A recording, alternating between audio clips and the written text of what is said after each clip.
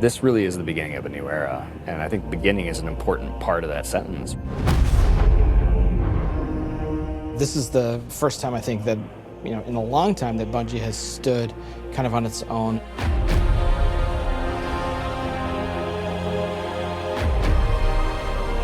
And we're self-publishing. It's a really big deal.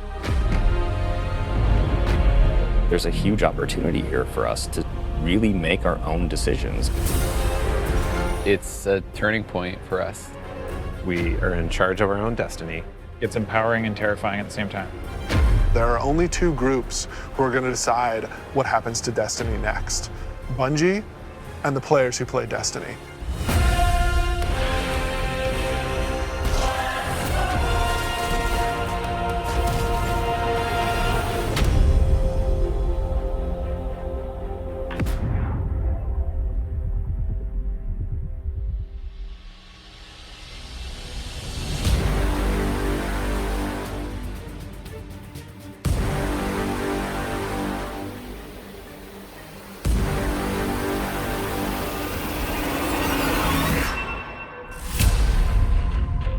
So at its core, Shadowkeep is about returning to the moon. We haven't been in the moon in a while, since Destiny 1, and a lot's changed.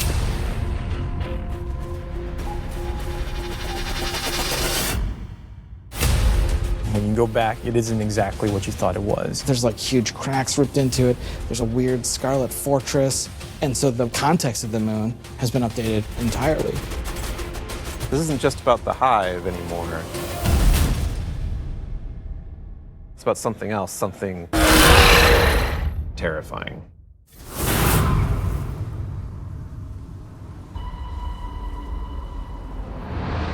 The moon this time around is something really scary that is playing on your fear in a way that hasn't happened before. Before it was, oh, it's a big giant thing and it's scary, but now there's actual some psychological elements to that.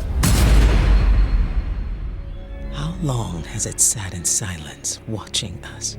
Much too long. Having Eris Morn come back instantly signals to players the tone shift and change. There's an undertone of threatening and psychological horror. You're all insufferable! We want to tap into what makes Guardians afraid. What are their worst fears?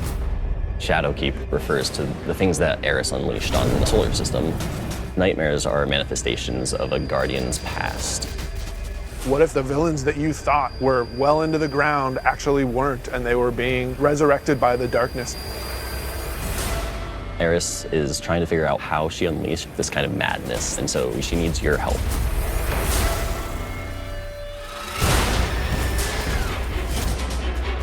You can't just kill them and make them go away. What if you can't do all of the things that you've grown accustomed to doing?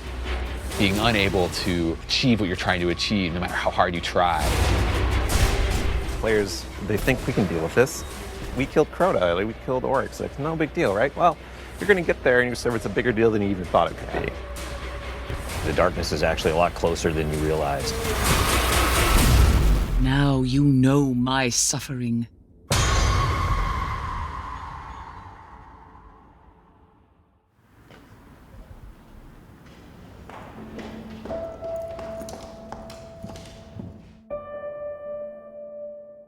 It's been a year, basically, of just a constant two-way dialogue with all of our passionate players. Under it or on the sides of it more? The number of green... That's really informed what it is that players want out of the Destiny game and how we're evolving, not just the story of the world, but what happens to you as a Guardian. Like the thing that's supposed to blow you back or whatever, it's related to acceleration. A bunch of the work that we're doing is about adding depth to the character sheet. The teams are thinking about how do we want to evolve armor, get more stats into the game, get more player customization. How can we get the depth of pursuit for how you want to play with this awesome character you've been building now for, some of us 5 years. And completely new ways of deepening the character RPG that we all know and love and want to be better.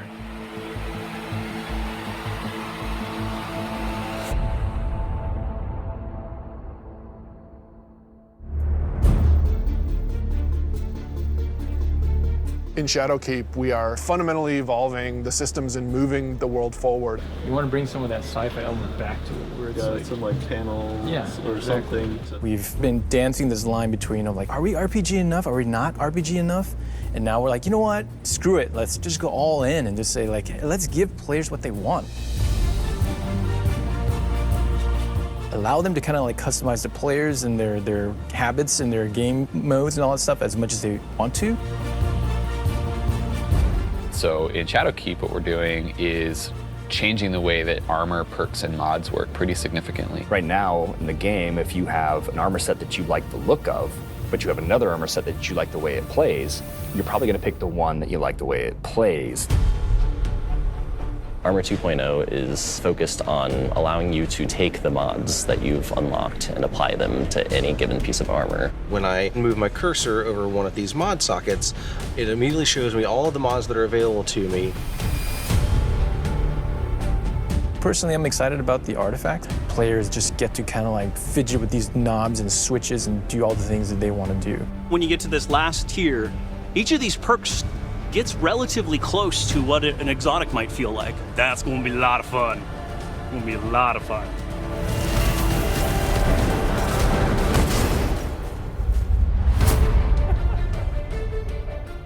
Finishing moves are a new thing for Shadowkeep. What's your favorite? I mean, there's some crazy ones. For the hunter, this awesome flourish where he actually does like spin in front of him, has two knives, and then just hits. I was like, what the heck? Like, what game is this? Yeah, Titan finisher. He jumps in the air, pulls back, looks at his fist, and it's kind of like the dunk. There's so many different ways to dunk. You can behind the back, 360, cartwheel, whatever.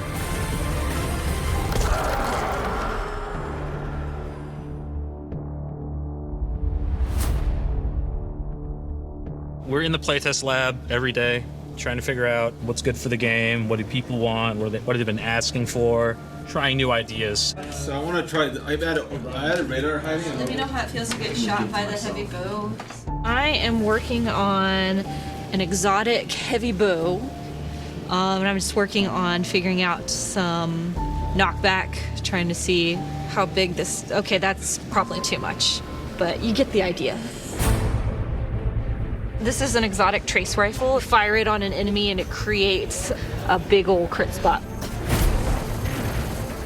Here's a hand cannon that Victor's working on. It fires special ammo, and it's a little bit like a one-handed sniper.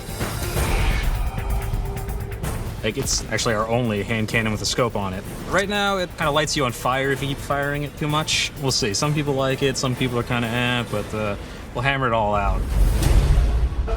All right, it's time. It's about to get loud in here. 1v1. 1v1 on the board. Oh! One of the things we really want to focus on, especially with Season 8 and the start of Shadowkeep, is a renewed focus on PvP. You're all on the other team. We're updating labs to include some much-loved game types from the past. We're also redoing a bunch of the playlists and how they work. But the really important thing for players to know is this is just the beginning. This is us building the foundation of what we're doing with the Crucible going forward.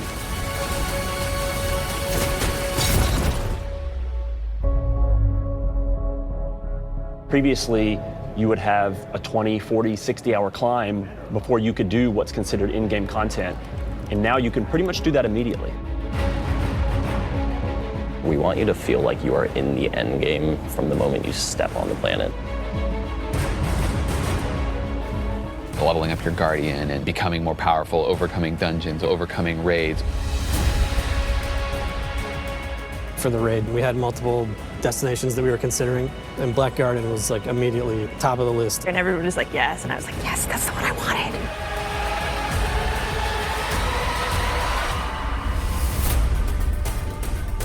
With Forsaken, we've started finding more ways for players to customize and personalize their character and differentiate themselves.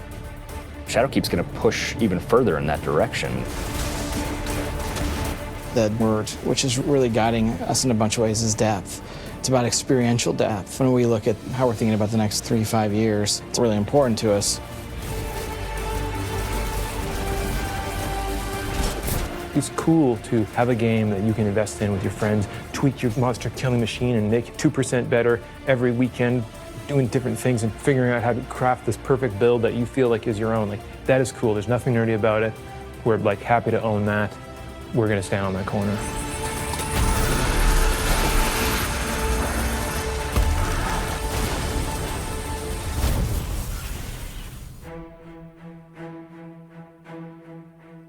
As things change, if the game doesn't feel like it's changing to meet the new landscape, it just all fall down.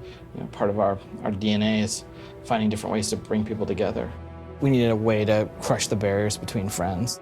We all have friends who could play Destiny, who are interested in it, but then we think about recommending it like, oh man, you're gonna have to play about 40 hours by yourself, and then you gotta pay all this money, and you know, maybe you should just play something else. And that can't be the story. We need an entry point for your friends to be able to get into Destiny.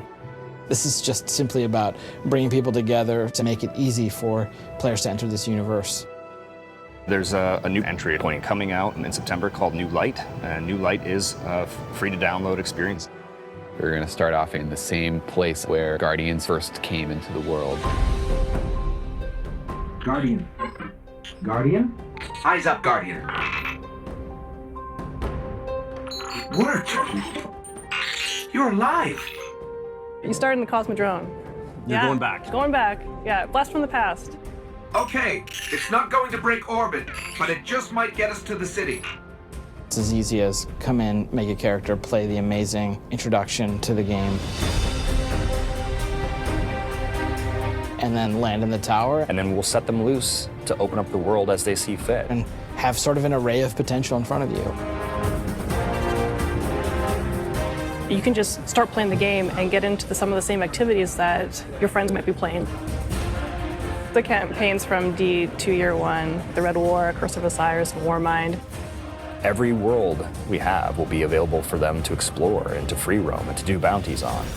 Every cooperative strike, whether they're playing with friends or matchmaking, every competitive multiplayer map. The D2 Year 1 raids like Leviathan. Full access to Gambit, the hybrid mode that we have. All these things are available to them for nothing.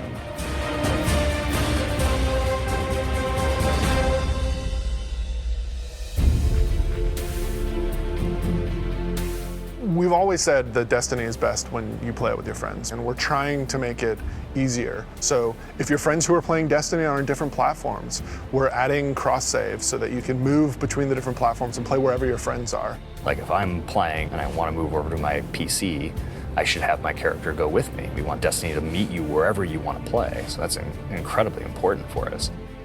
We wanted cross-save before we shipped Destiny 2, right? Like a bunch of it was built. We just couldn't get there for capital R reasons.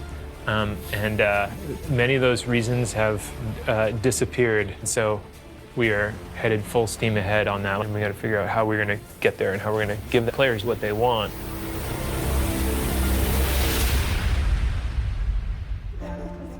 As culture as we can get. Thanks, buddy.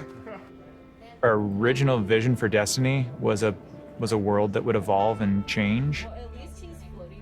We're leaning really hard into that because we believe that's where the future of Destiny is. The long horizon for Destiny is to become an evolving world. You know, you're going to tune in to see what's going to happen next. We can completely build Destiny in the vision that we want it to be in. A vision that isn't dictated by a commercial model or a business plan, but our creative vision and what we want to do for our players and what they want us to do with Destiny. I feel like our work isn't done. We have a series of missions that we need to finish before I think we have Destiny in the place that it needs to be, and we're back to, I guess, finish the fight, so to speak.